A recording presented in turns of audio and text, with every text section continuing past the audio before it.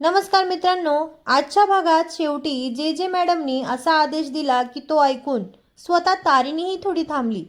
दुसरीकडे पद्मिनीने पुन्हा एकदा तारिणीला अडचणीत टाकण्याचा प्रयत्न केला आणि पुढच्या भागाच्या प्रोमोमध्ये तर युवराज आणि गुलाबचं कनेक्शन ही समोर येणार असल्याचे संकेत मिळाले.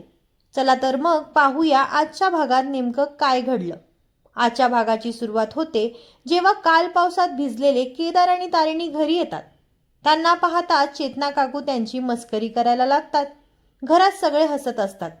मग तारिणी म्हणते, आज मस्त पाऊस पडतोय, मी गरमागरम खेकडा भजी आणि चहा करते. त्यानंतर केदार आणि तारिणी त्यांच्या खोलीत जातात. पावसात जास्त भिजल्यामुळे केदारला सर्दी झालेली असते. त्यामुळे तारिणी त्याच्यासाठी गरम पाणी घेऊन येते, म्हणजे त्याला वाफ घेता येईल. इतक्या चेतना काकू पुन्हा येतात. त्यांच्या हातात गरमागरम खेकडा भजी असतात. त्या पुन्हा दोघांची मजा घेतात आणि घरात पुन्हा एकदा हसण्याचं वातावरण तयार होतं. दुसरीकडे युवराज मात्र खूप उशिरा आणि चिडलेल्या अवस्थेत घरी येतो. दिवसभराच्या कामामुळे तो वैतागलेला असतो.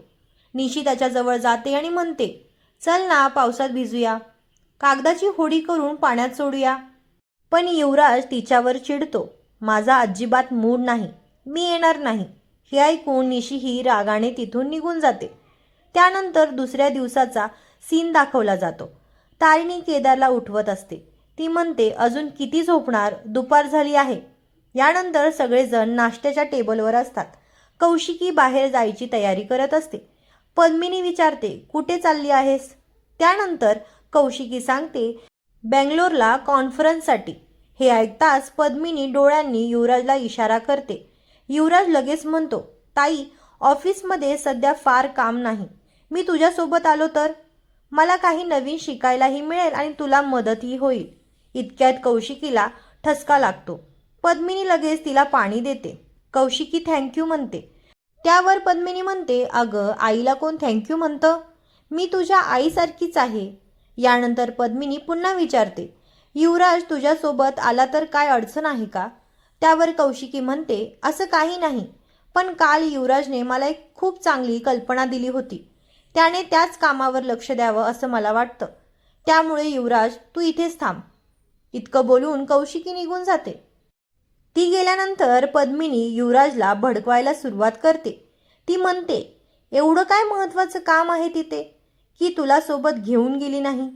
युवराजही चिडून म्हणतो, ती परत येईपर्यंत इथलं सगळं चित्र बदललेलं असेल.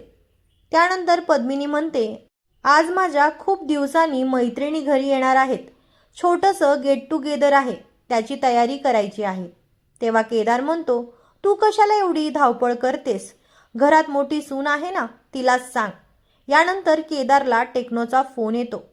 फोनवर कत्री सांगतो, आज मोठी ड्रग डील होणार असल्याची माहिती मिळाली आहे. आज छापा टाकला तर खूप मोठा माल सापडू शकतो.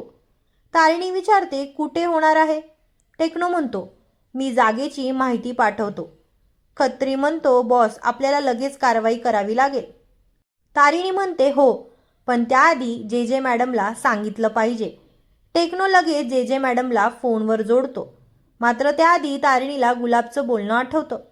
गुलाब म्हणला होता, मी फक्त प्यादा आहे, माझ्यापेक्षा मोठा माणूस अजून बाहेर आहे. हे आठवताच तारिणी म्हणते, गुलाब जे बोलला होता ते खरं असू शकतं.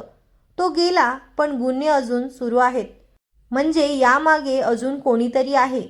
त्यावर केदार म्हणतो, बॉस तुला काय वाटतं, यात युवराजचाही हात असू शकतो का? त्यावर तारिणी म्हणते, मला तसं वाटत नाही. रेव पार्टीचं प्रकरण स्वतःवर येऊ नये म्हणून युवराजने आधीच खूप धडपड केली होती. त्यामुळे तो पुन्हा अशी ड्रग डील करेल असं मला वाटत नाही.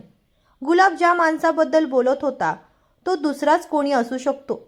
आता आपल्याला पुन्हा त्याचा शोध घ्यावा लागेल आणि त्याची सुरुवात याच ड्रग डीलपासून करावी लागेल. केदार पुन्हा म्हणतो, मग वेळ घालून चालणार नाही, लगेच कारवाई करावी लागेल. इतक्यात टेक्नोचा पुन्हा फोन येतो. तो म्हणतो, बॉस जे जे मॅडम लाईनवर आहेत. तारिणी लगेच म्हणते, जय हिंद मॅडम. जे जे मॅडम विचारतात, बोल तारिणी. तारिणी त्यांना ड्रग डीलची सगळी माहिती सांगते आणि त्यांना म्हणते, मॅडम आपल्याला तिथे छापा टाकावा लागेल. जे जे मॅडम विचारतात, ही माहिती पक्की आहे ना? फेकही असू शकते. तारिणी म्हणते, मॅडम मला माझ्या टीमवर पूर्ण विश्वास आहे.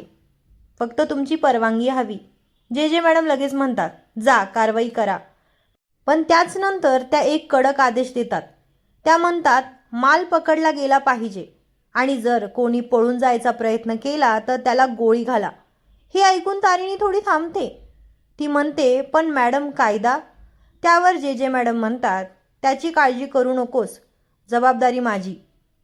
आणि एक गोष्ट लक्षात ठेव, कायदा इतका कमकुवत होऊ द्यायचा नाही की गुन्हेगार त्याच्यापेक्षा मोठा ठरेल. यानंतर त्या सगळ्यांना काळजी घ्यायला सांगतात. तारिणी ही ठामपणे म्हणते, त्यांचे हात कितीही वरपर्यंत पोहोचलेले असू देत, मी त्यांच्या मुळापर्यंत जाईन आणि त्यांना संपवेन. हे ऐकून जे जे मॅडम म्हणतात, मला तुमच्या टीमवर अभिमान वाटतो, पण मला फक्त निकाल हवा आहे. तारिणी होकार देते आणि फोन ठेवते. त्यानंतर दुसरा सीन दाखवला जातो. पद्मिनी, चेतना काकू, निशी आणि ईशा हे सगळे मिळून गेट टुगेदरसाठी मेन्यू ठरवत असतात. निशी एकामागून एक पदार्थ सांगत असते. हे करूया, ते करूया, बासुंदी करूया. पद्मिनी म्हणते, खूप दिवसांनी माझ्या मैत्रिणी घरी येणार आहेत. सगळं एकदम छान झालं पाहिजे. ती पुढे म्हणते, त्या नेहमी युवराजबद्दल विचारतात. आता त्या आल्या की मी त्यांना अभिमानाने सांगेन, माझा युवराज किती मोठं काम करतो. हे ऐकून चेतना काकू म्हणतात, चला मग आता सगळे तयारीला लागा. इतक्यात केदार आणि तारिणी बाहेर निघत असतात. पद्मिनी मोठ्या आवाजात म्हणते, घरात मोठी सून असताना तयारीची काळजी कशाला? चेतना काकू विचारतात, तुम्ही बाहेर चाललात? ते म्हणतात, आम्ही आश्रमात चाललो आहोत. निशी लगेच म्हणते, तुम्हाला घरापेक्षा जास्त आश्रमच तुमची प्रायोरिटी वाटते. पद्मिनी तिला थांबवते. मग ती तारिणीला म्हणते, सुनबाई, घरात पाहुणे येणार आहेत. आलेल्या पाहुण्यांचा मान ठेवणं ही आपली संस्कृती आहे. त्यांचा अपमान होता कामा नये आणि कोणत्या गोष्टीला किती महत्त्व द्यायचं हे मोठ्या सुनेला सांगावं लागू नये. तारिणी शांतपणे उत्तर देते, असं काहीही होणार नाही. आलेल्या पाहुण्यांचा पाहुणचारही नीट होईल आणि आमचं कामही पूर्ण होईल. पद्मिनी पुन्हा टोमणा मारते. ती म्हणते, आणि तुमच्या कामामुळे इथे गोंधळ झाला तर? त्यावर तारिणी ठामपणे म्हणते, असं काही झालं तर आलेल्या पाहुण्यांची मी स्वतः हात जोडून माफी मागेन. आणि याच ठिकाणी आजचा भाग संपतो. पुढच्या भागाच्या प्रोमोमध्ये आपण पाहतो, तारिणीची टीम ड्रग डीलच्या ठिकाणी पोहोचलेली असते. तिथे मोठी कारवाई होणार असल्याचे दिसते. त्यानंतर जे जे मॅडम युवराजची फाईल पाहताना दिसतात. त्या तारिणीला विचारतात, युवराज आणि गुलाबचं यांचं कनेक्शन तुझ्या लक्षात कधी आलं? त्यावर तारिणी सांगते, जेव्हा मी खांडेकरांच्या घरात युवराजच्या खोलीत गुलाबला पाहिलं. हे ऐकून जे जे मॅडम म्हणतात, आता पुढे काय करायचं ते मी बघते. त्यामुळे पुढचा भाग खूपच रंजक असणार आहे. तुम्हाला काय वाटतं, युवराज खरंच आता या संकटातून बाहेर पडेल का? तुमचं मत नक्की कमेंट करून सांगा. व्हिडिओ आवडला असेल तर एक लाईक नक्की करा आणि अशाच तारिणी मालिकेचा सविस्तर रिव्ह्यू ऐकण्यासाठी मराठी मनोरंजन कट्टाला सबस्क्राईब करायला विसरू नका. धन्यवाद.